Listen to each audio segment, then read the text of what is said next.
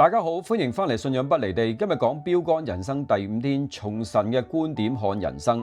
前嗰4章我哋已經確認，生命源於上帝，生命絕非偶然，生命係為永恆而預備。今日我哋就將一個宏大嘅永恆觀落實喺我哋日常生活中每一個細節。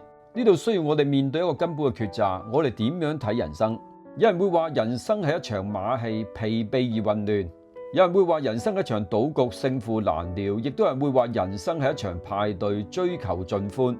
而我哋嘅人生觀係會塑造我哋嘅一切，我哋點樣投資時間，我哋點樣運用金錢，處理關係嘅方式，都係由佢決定。而第5天嘅主題就係要我哋拋棄世俗嘅鏡片，以聖經嘅智慧嚟看待人生。聖經冇提供混亂隨機嘅人生影像，而係俾我哋3個清晰有永恆意義嘅比喻。而呢3個比喻係目的導向嘅人生基礎。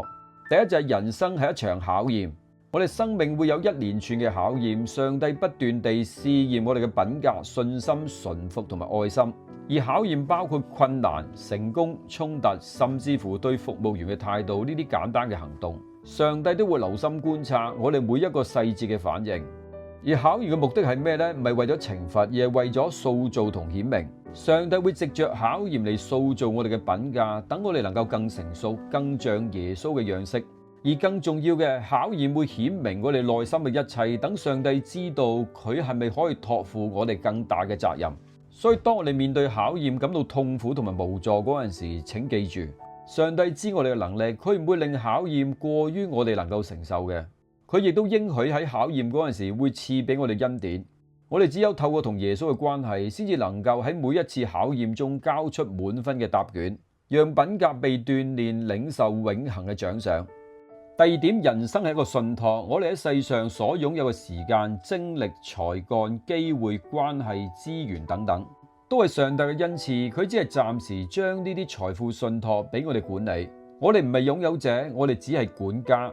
而作為管家，我哋嘅職責就係照顧同埋管理神賜予我哋嘅一切。我哋必須要用上帝賜俾我哋嘅一切嚟滿足上帝嘅目的。金錢本身係中性，佢係最大嘅考驗之一。上帝會藉着我哋點樣使用金錢嚟觀察我哋係咪值得信賴。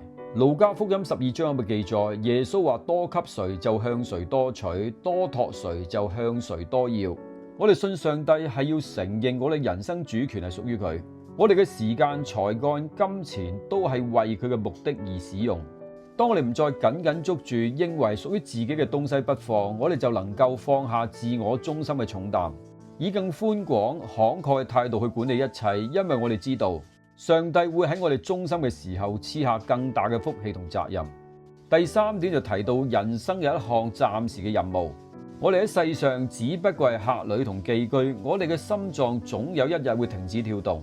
肉體會被拆毀，但靈魂會進入上帝為我哋預備嘅永居之所。我哋係地上嘅大使，有大使嘅任務，職責就榮耀上帝，服侍佢，引領人歸主。我哋嘅文化話俾我哋聽，唔屬於自己嘅東西，我哋不必珍惜。但係基督徒嘅人生有更高嘅準則，因為呢啲全屬於上帝，我哋一定要盡力愛惜保管。而呢項任務嘅意義就係決定咗我哋喺永恆嘅獎賞。我哋嘅生命係暫時，我哋嘅時間、我哋嘅資源都係短暫。未信嘅朋友，你會願意接受耶穌嘅救贖，等自己成為一個忠心嘅管家，完成呢一項暫時嘅任務，最終進入永恆嘅榮耀。親愛嘅朋友，從神嘅觀點嚟睇，人生唔再係一場混亂嘅賭局，而係一個充滿目的嘅旅程。人生係一場考驗，你今日所面對嘅困難係神要塑造你嘅品格。人生係一個信託，你今日所擁有嘅資源係神要觀察你嘅忠心。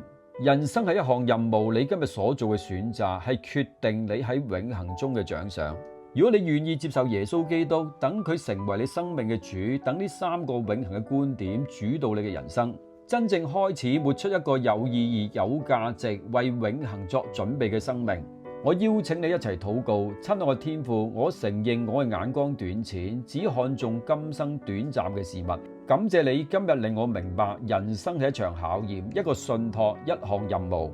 我願意接受耶穌基督作為我嘅救主同生命嘅主，求你赦免我嘅不忠，賜給我智慧同力量，等我能夠以永恆嘅眼光，忠心咁管理你所託付嘅一切。活出你喺我生命中所預定嘅目的。奉主耶穌之名祈求，阿門。